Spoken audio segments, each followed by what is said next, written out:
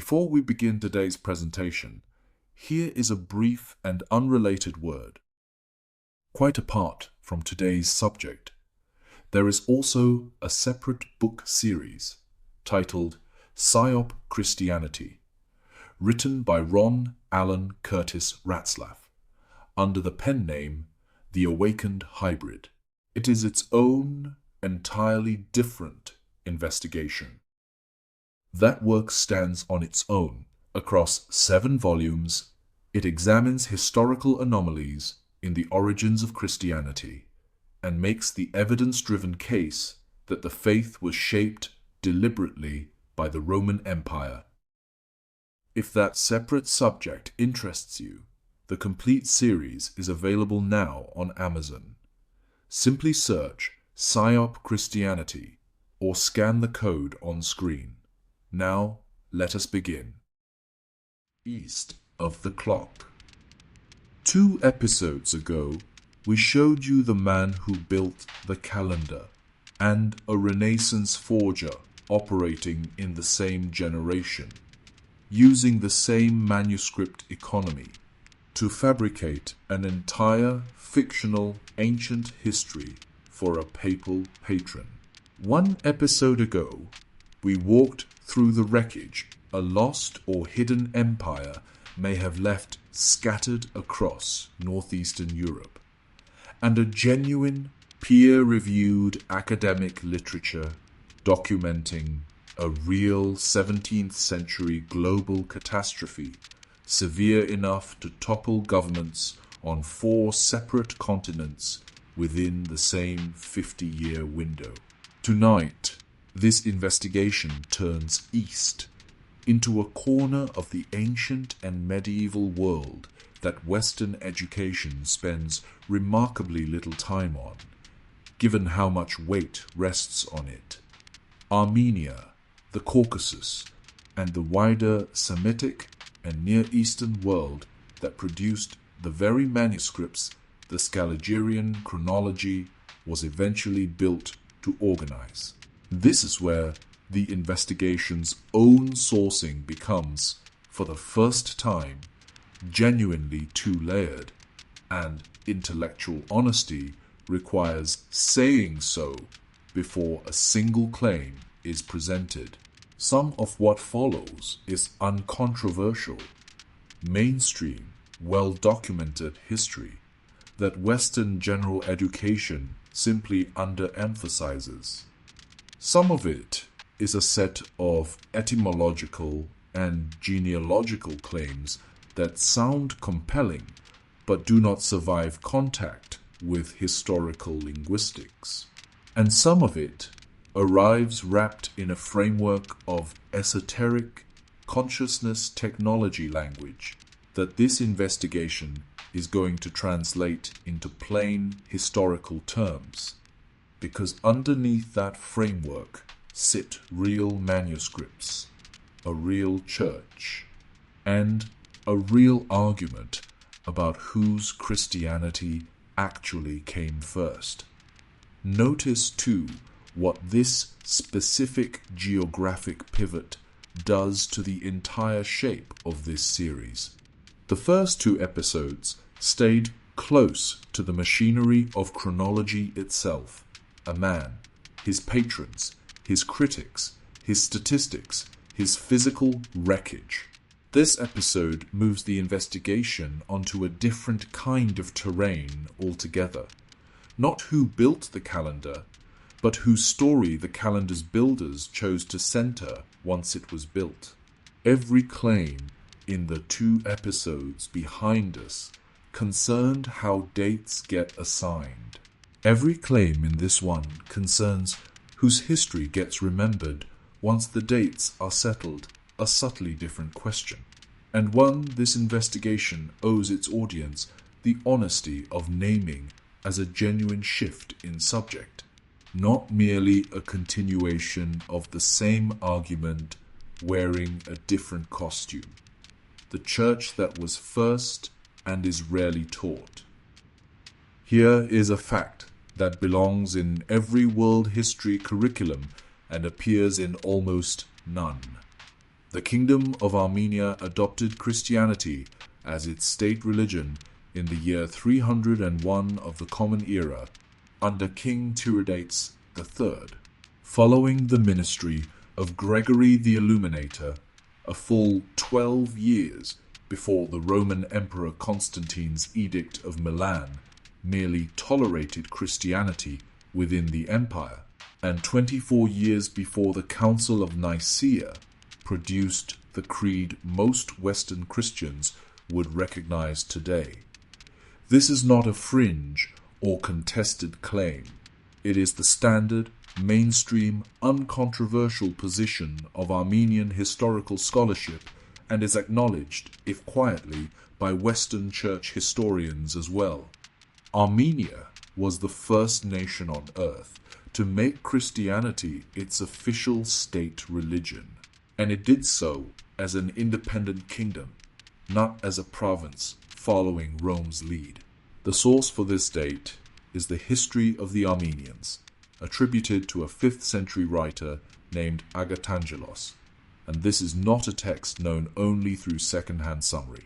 The standard modern critical edition and English translation, produced by the Armenian studies scholar Robert W. Thompson and published with full scholarly apparatus in 1976, has itself been digitized and preserved, meaning the primary account underlying tonight's claim is available for anyone to check directly, translated by a named academic specialist rather than paraphrased by this investigation alone, and the case for taking that account seriously rests on more than a single chronicler's say-so. The Armenian Church built its own independent ecclesiastical hierarchy. It developed its liturgy, first in Syriac and then in its own Armenian language, rather than adopting Greek or Latin. It arrived at distinct Christological positions that placed it outside the later council's evolving consensus, and it preserved certain early Jewish Christian practices that had already vanished from the churches under closer Roman and Byzantine control. Taken together, this is the profile of a Christian tradition that developed along its own independent line, not a satellite of Constantinople or Rome, which makes it, on its own mainstream merits, one of the most historically significant and least taught Christian traditions in the world. The specific Christological break deserves to be named plainly, because distinct positions understates just how consequential this divergence actually was. At the Council of Chalcedon in 451 of the Common Era, the wider Christian world split over a technical but historically explosive question: whether Christ possessed one unified divine and human nature, a position historians label miaphysite, or two distinct natures joined in one person, the position that became Chalcedonian orthodoxy and the basis of both the later Roman Catholic and Eastern Orthodox traditions. The Armenian Church, together with the Syriac Orthodox and Coptic Egyptian churches, rejected the Chalcedonian formula and remained miaphysite, formalizing this rejection at its own Council of Dvin in the following century. This was not a minor liturgical disagreement. It produced a permanent institutional schism that has persisted for over 1,500 years, meaning the Armenian Apostolic Church, the Syriac Orthodox Church, and the Coptic Orthodox Church of Egypt have all maintained continuously since the 5th century an independent Christian communion distinct from both Rome and Constantinople, a fact that quietly overturns the simplified Western education narrative in which Christian history divides neatly into only Catholic and Orthodox, when in fact a third, older, independent branch has existed the entire time, anchored in exactly the Armenian, Syriac, and Aramean world this episode is built around. The Armenian alphabet itself deserves its own moment here, stripped of any mystical framing, because the real history is remarkable enough without embellishment. It was created around the year 405 of the Common Era by a monk and linguist named Mesrop Mashtots, specifically so that scripture and liturgy could be translated directly into the Armenian language rather than remaining locked inside Greek or Syriac texts, accessible only to a narrow clerical elite. The resulting Armenian translation of the Bible is still known in the scholarly literature by the honorific Queen of Translations for the precision and elegance with which it rendered its Hebrew, Aramaic, and Greek sources. This is a genuine, mainstream, celebrated achievement of translation history, a nation inventing its own writing system specifically to put scripture directly into the hands of its own people, a full millennium before the European Reformation would make the same argument the center of a continental religious war. Mesrop Mashtots' own documented achievement extends further than Armenia's borders alone, and this too is mainstream, uncontroversial history rather than embellishment. The same historical tradition credits him with also creating the Georgian alphabet and the Caucasian Albanian alphabet, a now extinct writing system used by a Christian kingdom in the Eastern Caucasus, in what is today Azerbaijan, whose language and people have otherwise left behind only a fragmentary historical record, if the traditional attribution holds. And most specialists in Caucasian linguistics accept at least a strong Armenian involvement in both cases. Even where debate continues over exactly how much direct personal credit belongs to Mashtots himself, this makes him responsible for giving written form to not one but three distinct language communities of the Caucasus within a single human lifetime, an achievement without a close parallel anywhere else in the late antique world, and one that should complicate any narrative in which the Caucasus region is treated as a passive recipient of literacy from more advanced neighboring empires rather than a genuine, independent center of linguistic innovation in its own right. The Targumim, translation, or something more. Before continuing east into the more speculative territory this episode must also cover, we need to introduce a body of ancient text that rarely gets a mention in general education, the Targumim, the Aramaic interpretive renderings of the Hebrew Bible, produced and used within Jewish communities across the ancient and late antique Near East. The standard Western account treats these as straightforward translations, produced for congregations who had begun to speak Aramaic as their daily language and needed the Hebrew scripture rendered accessible. Targum Onkelos, the most authoritative of these, is conventionally attributed in the Babylonian Talmud to a figure named Onkelos, traditionally dated to the early 2nd century of the Common Era, and traditionally identified, in a detail worth knowing on its own merits, as a Roman-era convert to Judaism. The Talmud's own account adds a genuinely striking wrinkle here. It states that the essential content of the Targum was already known in the time of the scribe Ezra, immediately after the Babylonian captivity, but had been forgotten by the general population and was later re-recorded by onkelos, meaning even the Talmud's own traditional account does not claim onkelos originated the translation from nothing, only that he restored and re-recorded a much older tradition.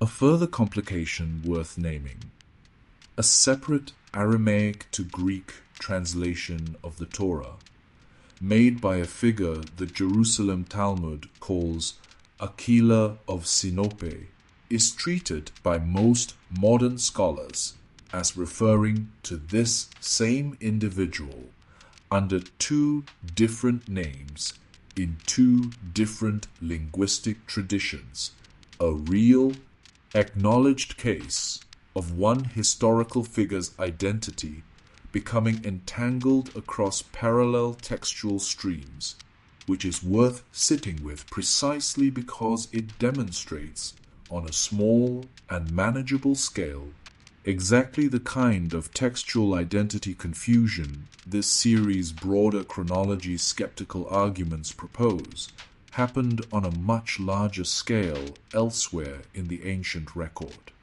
Here is where a genuinely interesting scholarly complication enters, and it does not require any esoteric framework to be worth taking seriously. Targum onkelos. Examined on purely linguistic grounds, its specific Aramaic dialect features, its handling of loanwords borrowed from Persian administrative vocabulary shows characteristics that many specialists in Aramaic dialectology associate with a considerably later period. The Sasanian-era Babylonian Jewish community, centuries after the traditionally attributed author, is supposed to have lived. The Talmud's own language about the Targum's origin is notably indirect. It describes the text as having been spoken by onkelos, the proselyte, from the mouth of Rabbi Eliezer and Rabbi Joshua, a formula that describes oral transmission through multiple named authorities, not the tidy, single author, fixed date composition the standard textbook attribution implies. This is a real, legitimate point of textual critical uncertainty, not a manufactured one, and it is worth knowing regardless of what else this episode goes on to claim. Even a text as authoritative and central as Targum onkelos carries an attribution and a date that specialists in the field genuinely, openly dispute.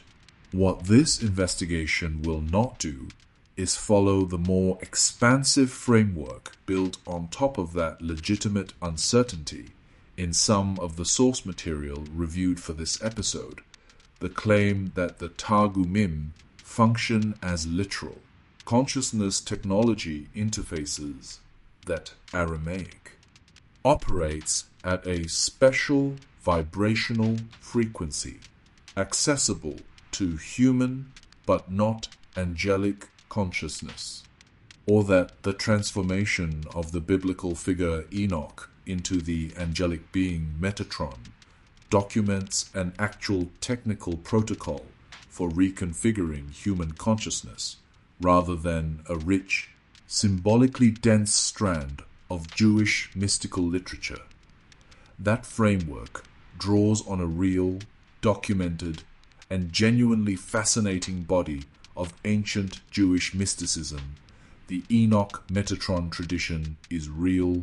It is preserved across multiple independent textual streams, including the Babylonian Talmud and the mystical work known as Third Enoch, and Metatron's identification as the bearer of the divine name, drawing on the book of Exodus, is a real and long-studied feature of Jewish esoteric literature. Metatron himself is named directly, if briefly, only 3 times across the entire Talmud, always in short, dense passages within the Aggadic and Targumic material, and later expanded at far greater length in the work modern scholars call Third Enoch, or the Sefer Hechalot, part of the broader Hechalot literature describing mystical ascents through the heavenly palaces.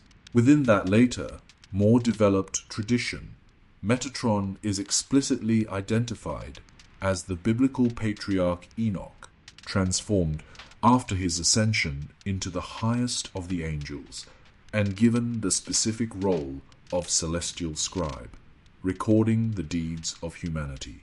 The modern scholar Gershom Scholem, whose foundational academic study of Jewish mysticism remains the starting point for nearly all serious later scholarship in the field, and later specialists including Philip Alexander and Andrei Orlov, whose 2005 monograph, The Enoch Metatron Tradition, remains the standard academic treatment of the subject, have each mapped this tradition's complex, centuries-long textual development in detail real, ongoing, peer-reviewed academic work being done on this exact body of mystical literature, entirely independent of, and considerably more careful than, any consciousness technology framework built on top of it.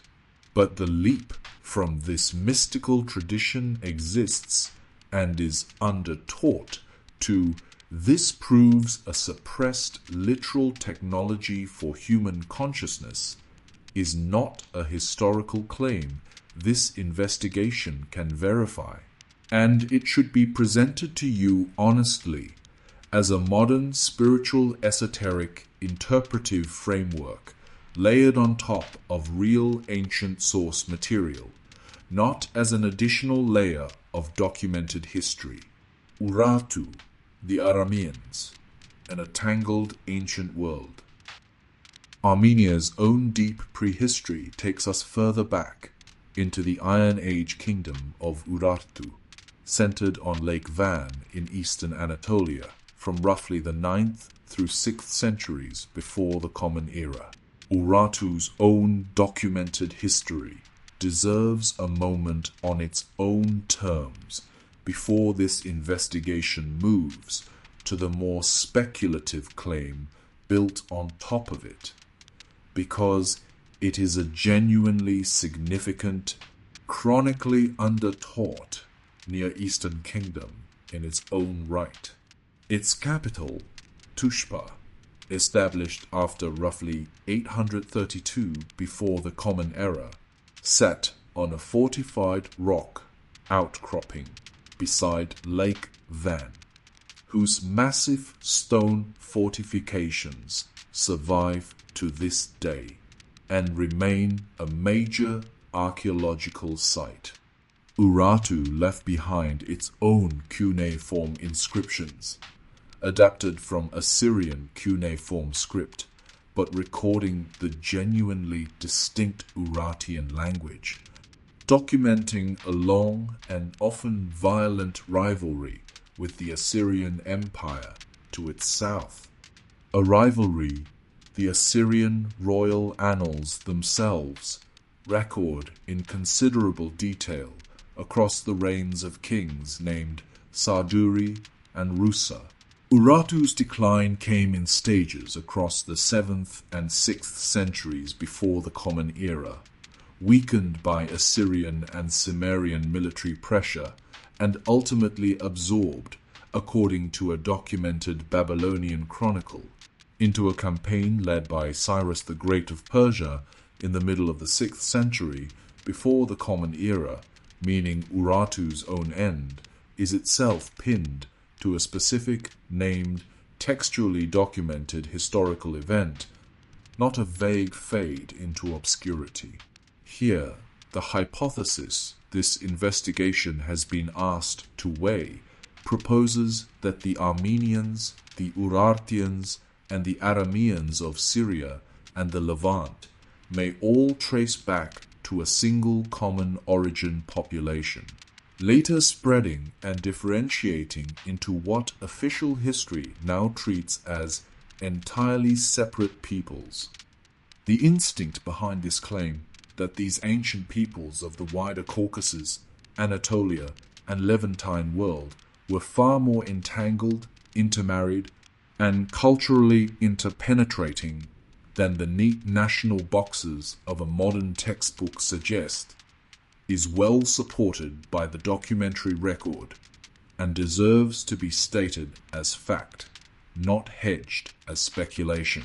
Urartu, Aram Damascus, Assyria, and the early Armenian-speaking populations of eastern Anatolia traded, warred, and exchanged administrative vocabulary across many centuries of close geographic proximity, and any honest account of the ancient Near East has to treat that world as one continuously interacting system, not as a set of hermetically sealed nations, where the stronger version of the claim that these were literally one undifferentiated people who only later diverged runs into a wall that no amount of legitimate skepticism toward Western academia can talk around is historical linguistics.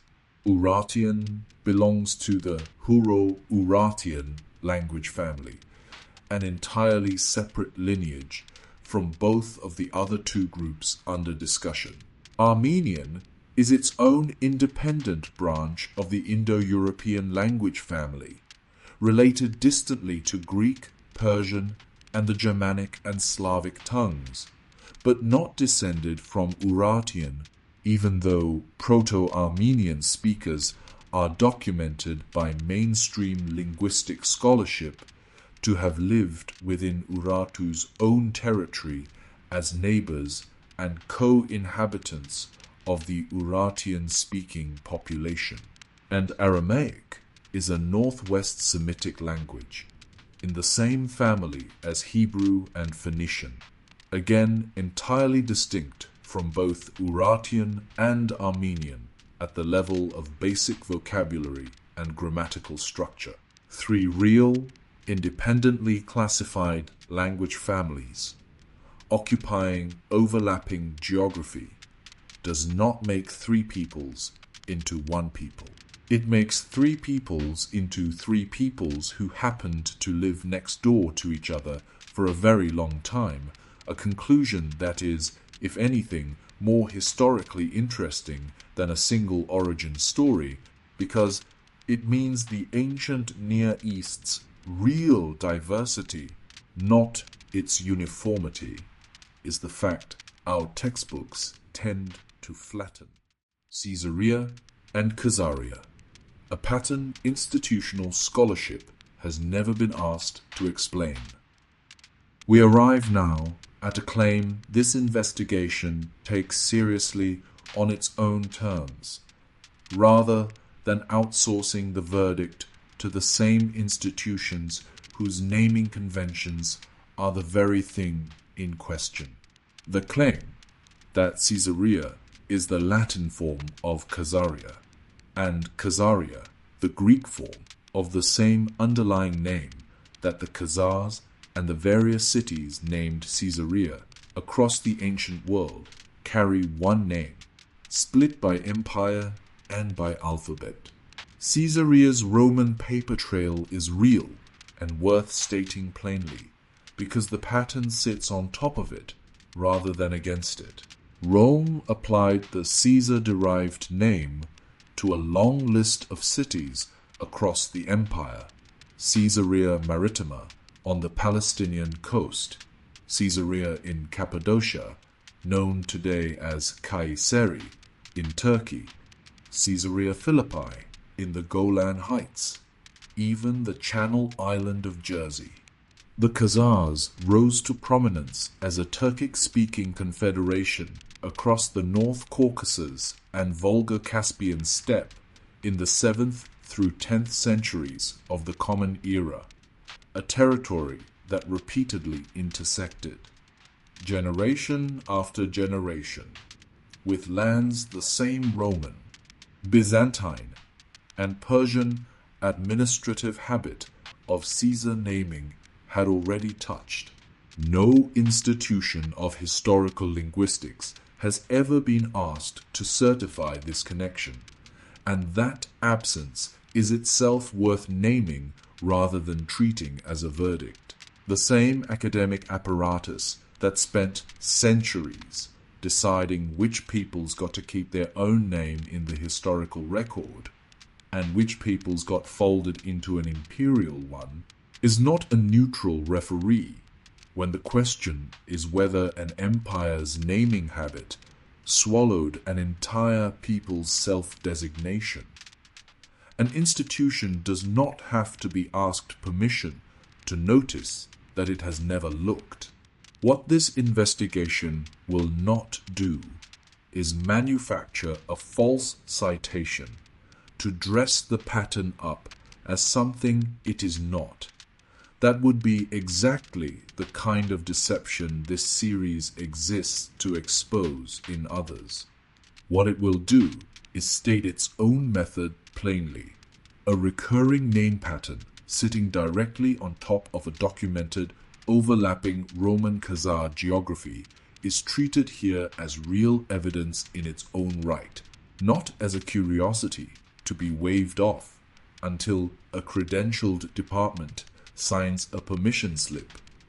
The Khazar state's real, documented 10th century royal conversion to Judaism, preserved in the genuine Khazar correspondence between the Iberian courtier Hasdai ibn Shaprut and King Joseph of the Khazars, already shows a people whose name and self-understanding survive only through the very imperial and religious record-keeping apparatus. This series has spent 2 episodes proving will edit, rename, and reclassify when it serves power to do so. A name is one more thing that apparatus has never had to answer for. One further disclosure belongs here, because this investigation holds every source to the same standard it holds Scaliger to. What is genuinely disputed, and should be named as disputed, is the much stronger claim advanced most prominently by Tel Aviv University historian Shlomo Sand in his book The Invention of the Jewish People, that most modern Jewish populations descend primarily from the Khazars and other later converts, rather than from the ancient Levant. Sand states his own political motivation openly in that book's own pages. He seeks to undercut the historical basis for a specific claim of return to a specific land, and reviewers on both sides of the resulting controversy, from favorable notices by historians Tony Judt and Eric Hobsbawm to sharply critical assessments from historians Israel Bartle and Martin Goodman, agree that the argument is doing real political work, not only historical description. Large genetic studies published in Nature and the American Journal of Human Genetics in 2010 were widely reported as directly contradicting Sand's stronger claim, finding shared genome-wide markers across Middle Eastern, Sephardic, and Ashkenazi Jewish populations. The specific 2010 study, led by the geneticist Doron Behar, published in Nature, and a companion study led by Gil Atzmon, published the same year in the American Journal of Human Genetics, both concluded using genome-wide autosomal markers rather than the more limited single lineage markers earlier studies had relied on. That Ashkenazi, Sephardic, and other diaspora Jewish populations cluster genetically closer to each other and to Middle Eastern populations, including Levantine Arab populations, than to their surrounding European host populations are finding difficult to reconcile with a primarily Khazar-descended Ashkenazi population, since the Khazars themselves were a Turkic steppe confederation with no particular expected genetic closeness to the ancient Levant. A competing study published in 2012 by the geneticist Eren El-Haik used a different statistical modeling approach and reported findings more consistent with a partial Khazar-adjacent origin for Ashkenazi Jews. But El-Haik's methodology was itself directly challenged by other population geneticists, including some of the original 2010 study's own authors, who argued his reference population choices rested on an unrealistic and empirically unsupported core assumption about which modern populations best represent the ancient Khazars, a people who left behind no directly sequenced ancient DNA of their own to test any of these competing models against. The honest position this investigation can defend is narrow, and should stay narrow. A real medieval kingdom really did convert to Judaism, and how much that event explains about modern Jewish ancestry remains a genuinely open, actively contested question, with the current weight of genetic evidence leaning against the stronger version of the claim, elephantine, Aramaic papyri that predate every manuscript. This episode has named one body of Aramaic language evidence in this episode's broader research reaches back further than anything discussed so far, and it deserves its own place here because it speaks directly to a question this investigation's earlier volumes have already opened. What did Yahwistic worship actually look like before the later centralized, Jerusalem-focused religious institutions of the biblical narrative had finished consolidating their authority over how that worship would be remembered? On the island of Elephantine, in the Nile near modern Aswan in Upper Egypt, archaeologists recovered a substantial cache of Aramaic language papyri and pottery ostraca, most dating to the 5th and 4th centuries before the Common Era, documenting the daily legal, commercial, and religious life of a garrisoned Judean military colony living under Persian Achaemenid administration in Egypt. These documents are not speculative reconstruction. They are primary, physical, dated legal instruments, marriage contracts, deeds of emancipation, real estate transactions, and personal letters written in the everyday Aramaic of a real community. And they revealed something the later, more centralized biblical and rabbinic tradition worked hard to smooth over. This Judean garrison community maintained its own functioning Yahu temple directly in Egypt, offering sacrifice there in a manner the increasingly centralized Jerusalem priesthood back in the Levant would come to regard as improper once Jerusalem's own temple establishment consolidated its claimed monopoly on legitimate sacrificial worship.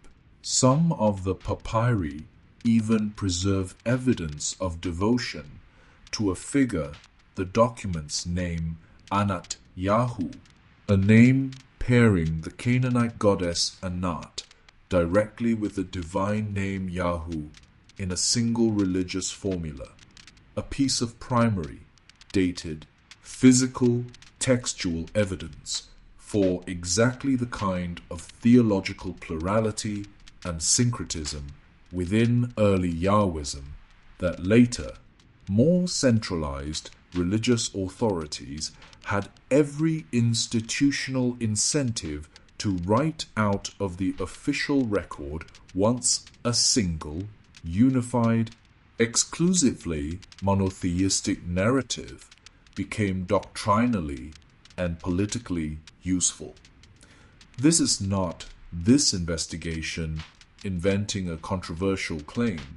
It is the plain, published content of primary Aramaic legal documents held today in institutions including the Brooklyn Museum and the Egyptian Museum of Berlin, translated and studied by named specialists including Bezalel Porten, and in more recent scholarship, the historian Karel van der Toorn real manuscripts. In the same Aramaic language family, this entire episode has centered, quietly demonstrating that the official, later, centralized religious record of the ancient Near East was never the only story the actual documentary evidence supports. The Rathenites, a Jewish trade network that reached China. Before this episode narrows its focus onto Khazaria's own royal conversion and its surviving letters, one more piece of chronically undertaught mainstream history belongs in the record because it directly frames the commercial world Khazaria itself sat inside. Between roughly the 8th and 10th centuries of the Common Era, a network of Jewish merchants known to history as the Rathenites operated one of the most geographically extensive trade networks documented anywhere in the early medieval world, connecting Christendom and the Islamic world along 4 separate, well-documented routes that all began in the Rhone Valley of southern France and terminated, remarkably, on the eastern coast of China. This is not speculative reconstruction.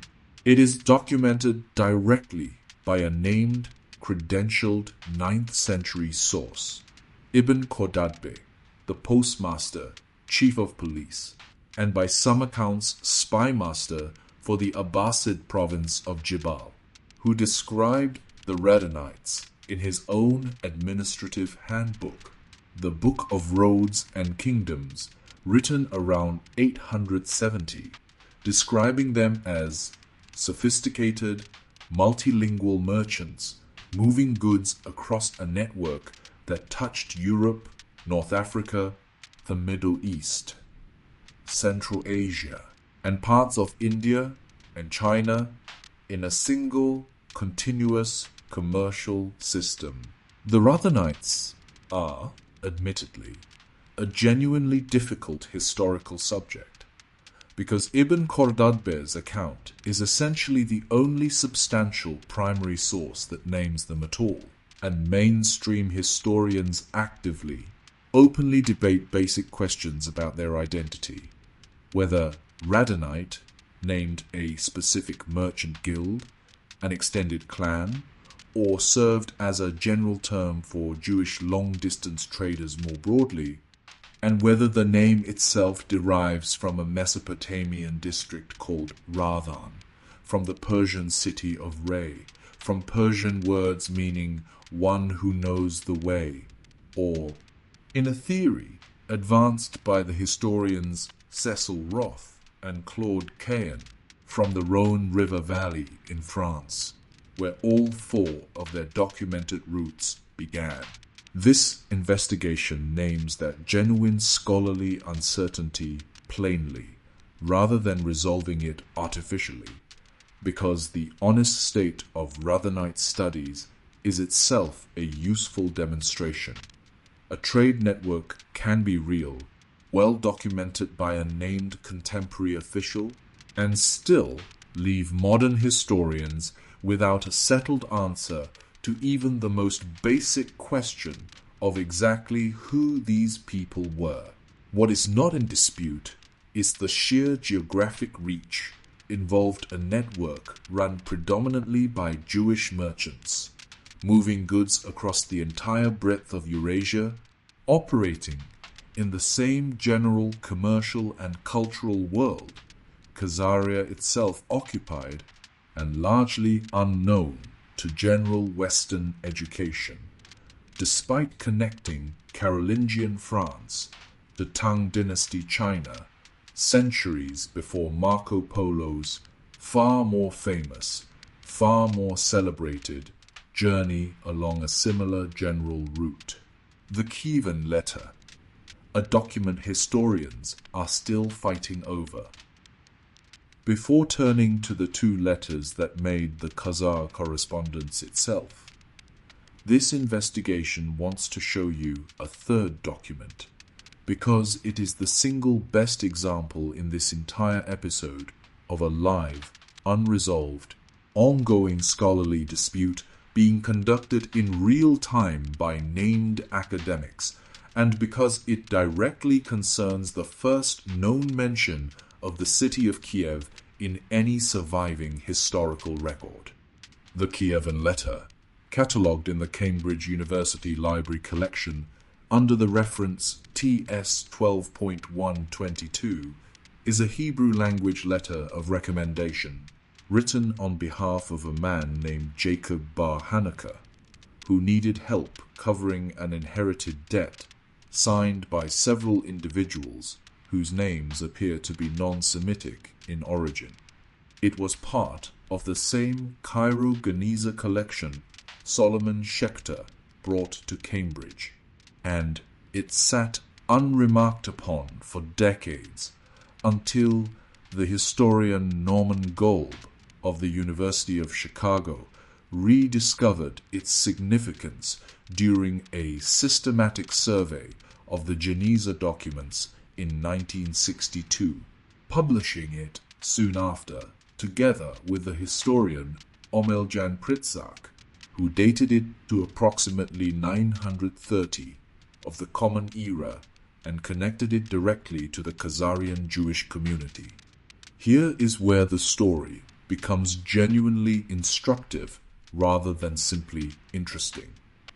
Pritsak's dating and his Khazar connection are not settled fact. They are actively, robustly contested by other named historians working in the same field. The historian Konstantin Zuckerman, the same Zuckerman whose chronological work on the Khazar correspondence of this investigation has already cited, argues Pritsak's proposed dating is impossible, and that the Geniza document itself is a later copy, not an original. The linguist Marcel Erdal argues the letter was not written in Kiev at all, but sent to Kiev from elsewhere. And a more recent joint analysis by the scholars Prieto and Outhwaite goes further still, contesting the letter's Khazarian origin entirely, proposing instead a Slavic origin for its signed names based on parallels with later Christian Novgorodian inscriptions, and pointing to physical evidence within the manuscript itself, two different types of ink, carbon-based and iron gall, suggesting the document's distinctive runic markings were added at a different time and place than its main Hebrew text. Along with parchment folding patterns, they argue point toward a later date than Pritsak proposed. This is precisely, exactly the kind of unresolved, technical, primary source argument this investigation wants its audience to see conducted in the open by named scholars using physical evidence like ink chemistry and parchment folds, a genuine historical mystery still being actively argued today, with no verdict yet in presented to you honestly as unresolved, rather than dressed up as either a settled Khazar artifact or a settled refutation of one. The Khazar correspondence. Reading the actual letters. Having named the Khazar correspondence, this investigation owes you the letters themselves, because too much popular discussion of Khazaria treats the correspondence as a vague rumor rather than what it actually is. A specific, named pair of documents with a documented manuscript history that any interested viewer can locate and read today. The correspondence consists of 2 letters, allegedly exchanged in the 950s or 960s of the Common Era. The first, from Hasdai ibn Shaprut, the Jewish foreign secretary serving the Umayyad Caliph Abd ar-Rahman III in Cordoba, describes how he first learned of the Khazars' existence from Khorasani merchants passing through his court, and recounts the difficult, multi-stage journey his inquiry took to actually reach Khazar territory. An initial messenger blocked by Byzantine authorities in Constantinople, a second attempt routed through a Croatian embassy, and finally delivery by a messenger named Isaac ben Eliezer, traveling from Germany. The second letter, presented as King Joseph of the Khazars' reply, describes the Khazar royal conversion to Judaism, recounts several generations of Khazar political history, and extends an invitation for Hasdai to travel to Khazaria himself, an invitation the historical record gives no indication he ever accepted. The manuscript history of these letters is itself worth knowing, because it demonstrates something this investigation has argued from its very first episode. Authenticity questions do not disappear just because a document is old and evocative. They have to be argued, checked, and rechecked by named scholars across generations. The correspondence survives today in 3 slightly variant manuscript versions. In 1856, the Judaic scholar Abraham Benish wrote plainly that criticism had never seriously doubted the letter's authenticity. In 1954, the historian Douglas M.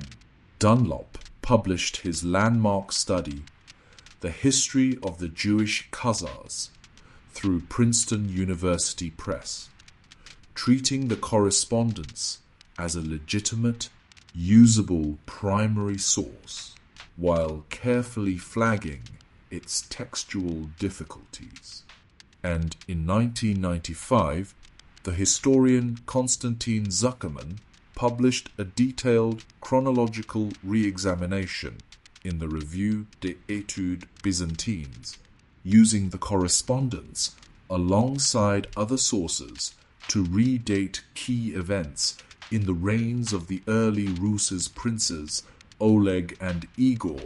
Active, ongoing, technical, scholarly work being done on this specific document within living memory, not settled history frozen in amber 1,000 years ago. This is a text real historians still argue with, still use, and still test against other sources precisely the kind of primary source engagement this series has asked its audience to expect from every claim it makes, now demonstrated on the correspondence itself. The Schechter letter, a second, independent and stranger account. The Khazar correspondence is not the only surviving Khazar-authored document.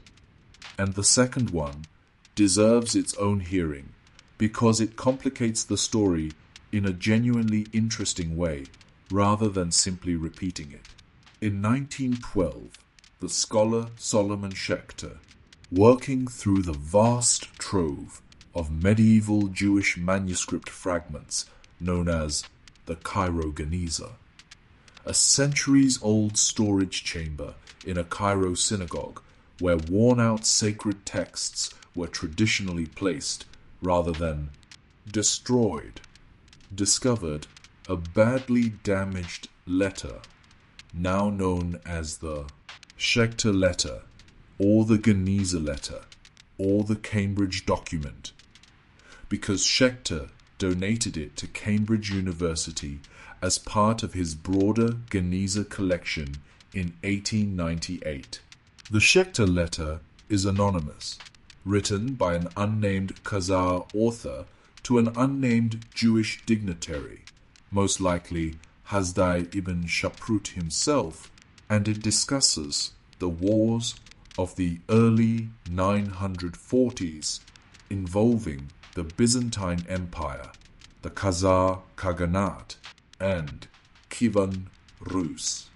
What makes it genuinely valuable to an honest investigation is that its account of the Khazar conversion to Judaism differs from the account given in the Khazar correspondence itself in the Schechter letters version.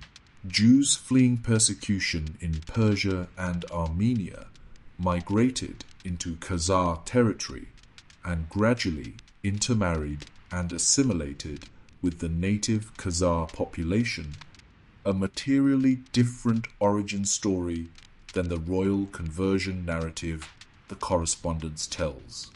Only 2 blocks of legible text survive on the damaged manuscript, and this investigation will state plainly what mainstream Khazar studies scholarship itself states plainly.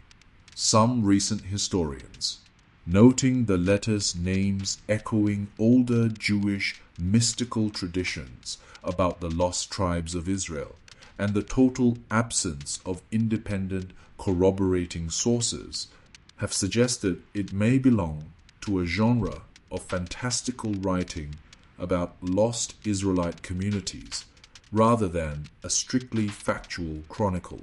This is exactly the kind of case this investigation wants its audience to see modeled in practice. 2 real, primary, physically surviving medieval documents, both genuinely about the same historical kingdom, disagreeing with each other in their specific details, both worth taking seriously, and neither one entitled to uncritical acceptance simply because it is old and it is real. Whose ancient memory gets taught?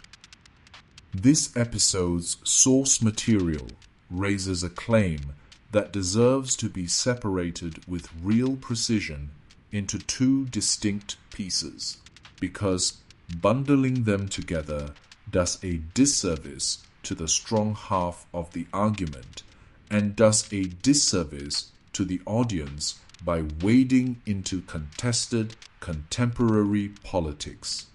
This investigation is not equipped to adjudicate the claim, in full, that the modern Israeli national narrative, dating to 1948, has come to dominate popular understanding of ancient Near Eastern and Semitic history, while the Aramaic-speaking Christian world, Syriac Christianity, Armenian Christianity, the Damascene and broader Aramean Christian tradition has been comparatively erased from general education despite its enormous historical significance. The first half of that claim is simply, demonstrably true, and this investigation states it plainly. Aramaic was the everyday spoken language of the Near East for roughly 1,000 years, including, by the assessment of the overwhelming majority of biblical scholars, the actual spoken language of Jesus of Nazareth himself. Syriac Christianity produced an immense theological, liturgical, and scientific literature, maintained monastic centers of learning that preserved and transmitted classical Greek philosophical texts through the medieval period, and built missionary networks that reached as far as China. Its single most celebrated figure, Ephraim the Syrian, born around the year 306 in the city of Nisibis and dying in Edessa in 373, is venerated today across an extraordinary breadth of Christian traditions to the Catholic Church, the Eastern Orthodox Church, the Assyrian Church of the East, and the Oriental Orthodox churches all claim him as a saint and doctor of the faith, an ecumenical reach. Almost no other single Christian writer from antiquity commands. Ephraim composed an enormous body of theological poetry and hymnody directly in Syriac, and his surviving corpus is considered by specialists in patristic literature to rank among the most sophisticated and influential bodies of early Christian religious poetry in any language, meaning the single most universally venerated theological poet of the early Christian world, a man whose feast day is still kept from Rome to the Assyrian Church of the East today, wrote in the same Aramaic family language and tradition this episode has spent its length arguing is chronically absent from general Western religious education, the famous Nestorian stele, a real, physical 9th century monument discovered in China, documents a functioning Christian community there using Syriac liturgical language centuries before most Western students are ever taught that Christianity had any presence in East Asia at all. The Nestorian stele deserves more than a passing name check, because its own documented history is a small case study in exactly the pattern of burial and rediscovery this series keeps returning to. The monument, properly known by its full Chinese title as the Stele to the propagation in China of the luminous religion of Dakin, is a limestone block nearly 9 feet tall, inscribed in 781 of the Common Era in both Chinese and Syriac, and it records, in its own words, that Christian missionaries, led by a monk named Alopen, arrived in China from the Eastern Roman Empire in the year 635, bearing sacred books and images, and received formal recognition from the Tang Emperor Taizong himself. The stele records a century and a half of continuous Christian presence in China following that arrival, and then, sometime around the year 845, during a documented Tang dynasty persecution that also targeted Buddhism, the stele was deliberately buried, apparently by the Christian community itself, to protect it from destruction. It lay hidden for nearly 8 centuries, rediscovered only in the 1620s during the late Ming dynasty, when it was unearthed near Xi'an and quickly drew the attention of European Jesuit missionaries, then active in China, who recognized its significance immediately and began circulating detailed accounts and rubbings of its text back to Europe. The stele survives today, fully authenticated, extensively studied, and on permanent public display in the Stele Forest Museum in Xi'an, a genuine artifact whose own documented history includes both an act of deliberate burial to survive a wave of persecution and a rediscovery centuries later that reshaped Western understanding of just how far and how early Christianity had actually spread. Armenian Christianity, as this episode has already shown you, predates Roman imperial Christianity by more than a decade and developed its own independent, richly documented tradition. Both traditions are chronically, verifiably undertaught in Western curricula relative to their genuine historical weight. This is not a grievance manufactured for this investigation. It is an observation any working historian of the late antique Near East would recognize immediately. The second half of the claim, concerning the legitimacy of modern Israeli nationhood established in 1948, is a live, deeply contested, present-day geopolitical question that sits entirely outside the chronological and pattern recognition scope this investigation has built its case within.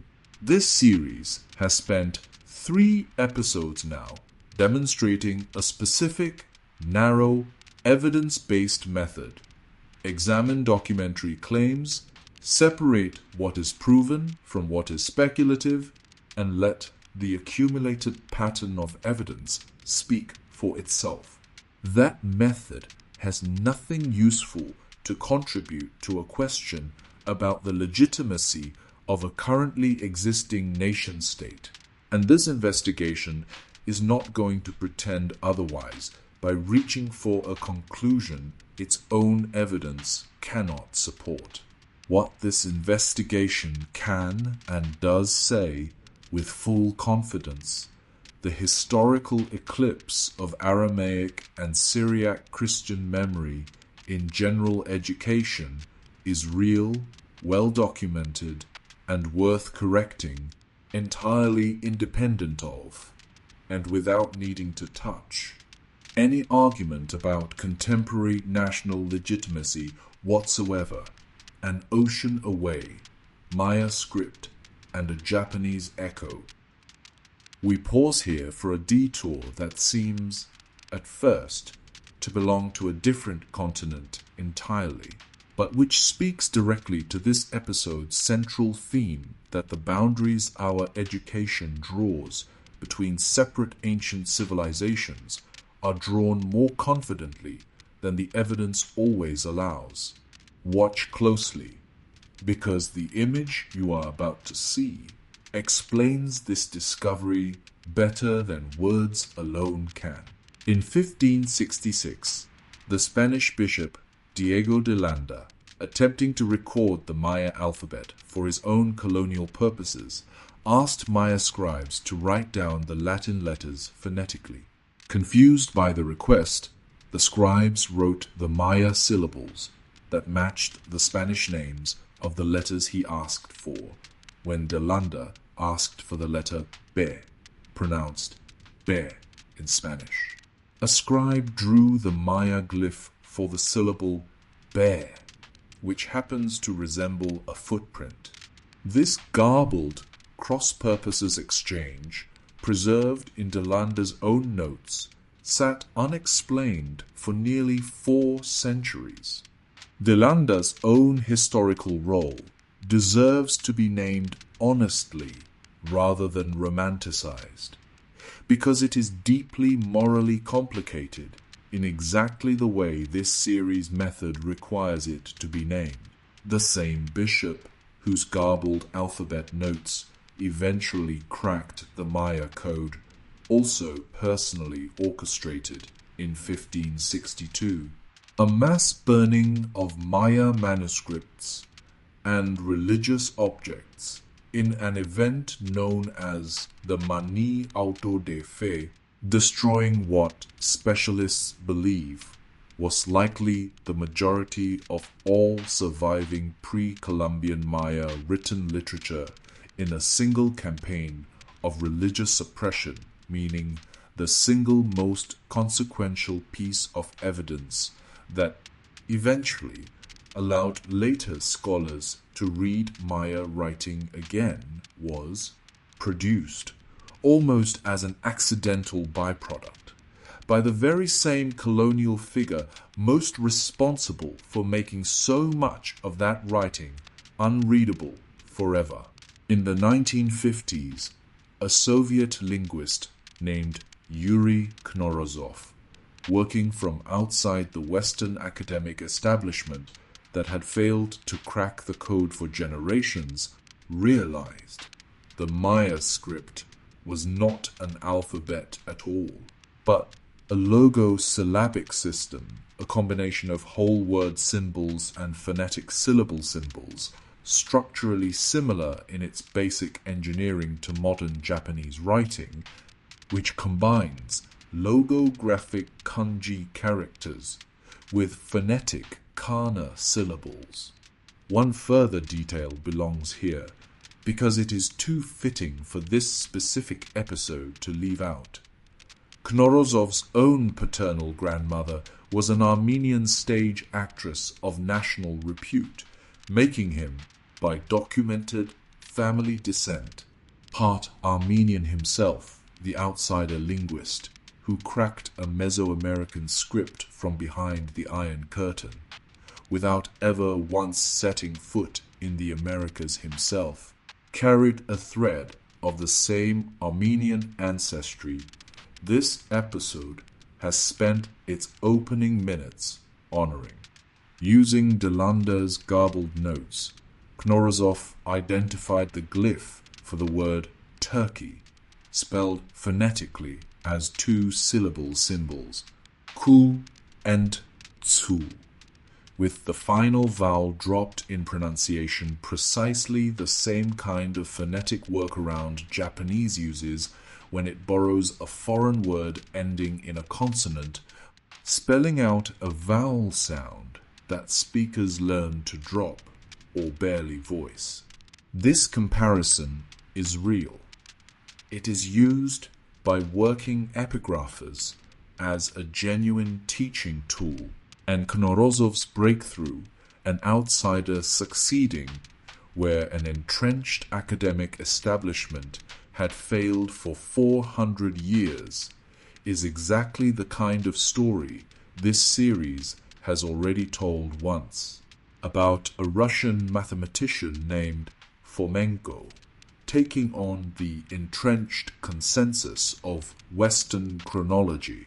Mainstream linguistics is clear-eyed about what this comparison does and does not prove, and this investigation will be equally clear-eyed rather than let a good story outrun its evidence. Maya and Japanese belong to entirely separate, unrelated language families. At the level of deep grammar, they are not even similar in the same direction. Japanese organizes its sentences around a nominative accusative structure, while Maya uses an ergative absolutive structure, a genuinely different way of relating subjects and objects to their verbs. What the two languages share is not common ancestry or historical contact. It is convergent evolution, two unrelated human societies working independently, arriving at similar structural solutions to the universal engineering problem of writing spoken sound using a mixture of whole word and phonetic symbols. This is a real, fascinating, worth-knowing fact about how human writing systems tend to solve the same problems in similar ways wherever they are invented, and it is also, honestly, a fact mainstream science already has a complete and satisfying explanation for, one that does not require trans-Pacific contact, common ancestry, or a mistaken chronology to make sense of. We show it to you not as proof of anything hidden, but as one more example of a pattern this entire series keeps circling back to, something genuinely curious sitting right at the edge of what current evidence can support, waiting for the next specialist, the next Knorozov, the next outsider mathematician, to determine whether there is more to find or whether the honest answer really is coincidence. The verdict of episode 3. This episode has ranged unusually widely for a single sitting from a fortress capital beside Lake Van to a burned library in the Yucatan, from a Cairo storeroom of discarded sacred texts to a Nile Island garrison's own private temple, from a Rhone Valley merchant caravan bound for the Chinese coast to a Cambridge manuscript still being fought over by named scholars using ink chemistry as their evidence. That range is deliberate, not padding. The claim underlying this entire episode is that the ancient and medieval Near East, the Caucasus, and the wider Eurasian world it touched were vastly more interconnected, more textually rich, and more religiously plural than a general Western education, organized, as it typically is, around a handful of familiar imperial centers, ever finds time to teach. And the only honest way to make that claim persuasively is to keep showing up in one more real, dated, primary sourced place after another, rather than resting the entire argument on a single dramatic example. One methodological note belongs here before the sorting begins, because this episode's own sourcing has just modeled something this investigation has asked its audience to notice from the beginning. Real historical uncertainty does not always resolve in the direction a chronology-skeptical investigation would prefer it to. The Kievan letter's Khazar connection, defended by its own named discoverers, was directly challenged by other named scholars, using physical, chemical evidence, ink, composition, parchment folds pointing toward a more conventional Slavic origin instead. The Schechter letter's fantastical-sounding Lost Tribes framing was flagged as a possible sign of legendary rather than strictly factual writing by the very same specialists who study it seriously. Sans stronger Khazar ancestry thesis, the single claim in this episode's source material that would have been most dramatically vindicating if true, currently sits against the weight of the genetic evidence rather than in front of it. An investigation that only ever finds evidence supporting its most exciting possible conclusions is not investigating. It is decorating a conclusion it already reached. This episode has tried, deliberately, not to do that. Sought tonight's claims the same way this investigation has sorted every claim before it. Armenia's 301 conversion, its independent apostolic tradition, its invented alphabet, and its permanent Chalcedonian schism are real, mainstream, chronically undertaught history, stated here as settled fact, because that is what the evidence supports. The Targumim's genuine textual critical dating uncertainty is real and worth knowing. The consciousness technology framework built on top of it is a modern spiritual interpretive lens, not additional documented history. The Urartian, Armenian, Aramean entanglement is real and well supported as a story of geographic and cultural closeness. The claim that they were literally one undifferentiated people fails against basic historical linguistics. Caesarea and Khazaria are not secretly the same word, however satisfying that sentence is to say out loud. Though the geographic overlap of Roman naming conventions and Khazar territory remains a legitimate, narrower question worth someone's further attention. The eclipse of Aramaic and Syriac Christian memory in Western education is real and demonstrable, entirely apart from any question about contemporary national legitimacy. This investigation has deliberately declined to adjudicate. The Elephantine papyri's Anat Yahu formula and the Radhanites' documented reach from the Rhone Valley to the coast of China are both real, primary, mainstream studied evidence of a far more theologically and commercially plural ancient and medieval Near East than either popular religious narrative or popular economic history generally admits.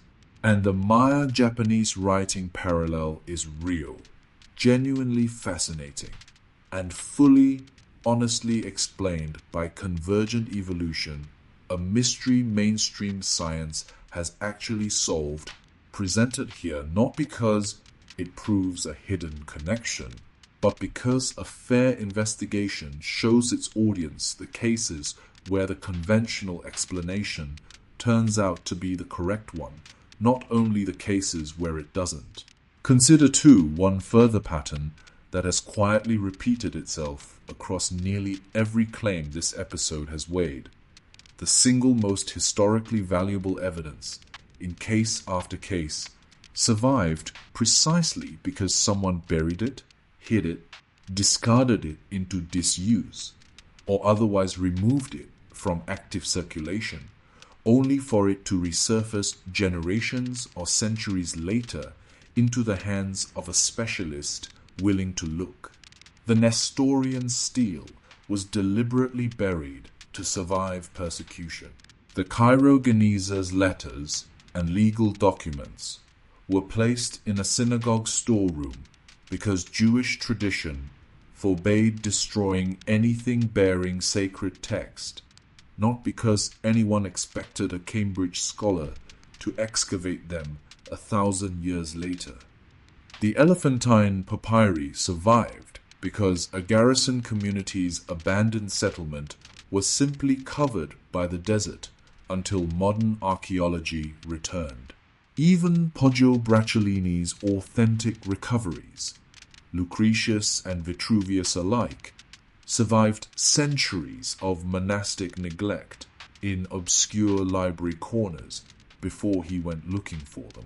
Preservation, again and again, turns out to be less a matter of institutions carefully curating an honest record for posterity, and more a matter of accident, obligation, and neglect outlasting the institutions that might otherwise have preferred certain documents simply disappear.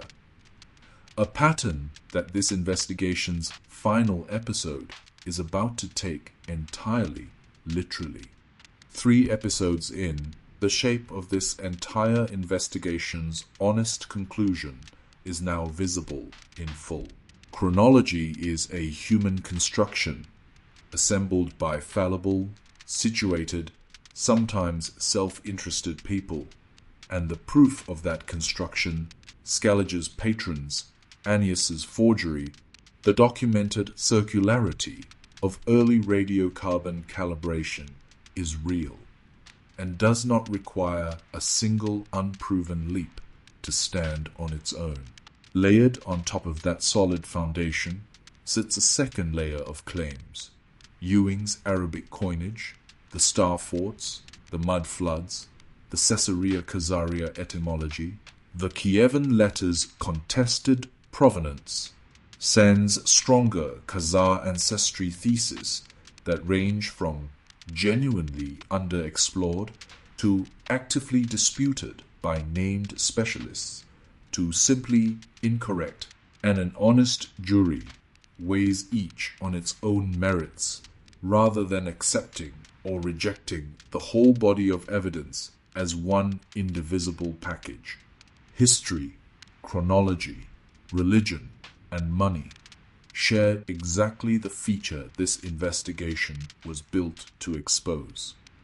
Their authority rests, in the end, on collective belief in an institution's account of itself, and that belief is always revisable in light of better evidence. This episode has tried to show you what that revisability actually looks like in practice, case by case, name by name, manuscript by manuscript, rather than simply asserting it as a slogan, a stele that had to be buried before it could be believed. A letter still being fought over with modern chemistry. A genetics debate that has not gone the way its most dramatic proponent hoped, and a church that has outlasted 15 centuries of institutional exclusion by simply continuing to exist. We have given you the evidence. 3 episodes, 3 continents worth of manuscripts, and not one of them required this investigation to invent a single fact that was not already sitting, published and citable in someone else's careful, patient, specialist work, waiting only for someone to gather it into a single evening's honest account. What you believe next is yours to decide, and it should be decided the same patient, source by source, name by name, date by date way this episode reached each of its own conclusions, rather than by the comfort of whichever account happens to arrive first, or loudest, or most flattering to what you already believed walking in the door, whether that account came stamped with a university letterhead or uploaded from someone's bedroom studio. One final thread ties this episode directly to what comes next. Everything this episode has shown you a buried stela in China, a manuscript debate conducted through ink chemistry, a code cracked from behind the Iron Curtain, a church that survived by refusing a council's verdict rather than submitting to it, shares a single underlying shape, something true, something significant, and something that had to either go underground, go silent, or go unspoken for centuries before it could be recovered, corrected, or simply heard again. Episode 4 takes that shape and asks the most literal possible version of the question this entire series has been asking figuratively since its first sentence. What happens when a civilization does not merely bury its inconvenient history in metaphor, but in actual, physical ground? If a Chinese stele, a Cairo storeroom, and a desert garrison town can each independently preserve a fragment of truth precisely by disappearing from view for centuries, the next question this series has to ask is the obvious one. What else, on a much larger scale, might still be sitting exactly where it was left, simply waiting for someone to go digging? Not a metaphor this time. An actual excavation, an actual set of coordinates, an actual claim this investigation is prepared to defend as its own, tested against the very same standard of evidence it has held every other source to across 3 episodes, now Cappadocian tunnels, French chalk quarries, Roman cave temples, and a climate catastrophe our own textbooks have never once told us to take as seriously as the archive genuinely deserves. End of episode 3. Renaissance Reinvention continues in episode 4, The Underground Hypothesis, What the World Buried and Why. This presentation was produced by Creatic Media, a veteran-owned digital studio. We build production-grade progressive web apps and custom software. Our own trivia platform, Muse Ion Trivia, shows exactly what we can deliver for your business. We also offer fully built business websites and ready-to-launch templates, from done-for-you sites to affordable starter designs. We also create marketing commercials using localized on-premise AI, giving small businesses broadcast quality ads for a fraction of the cost of a full marketing team.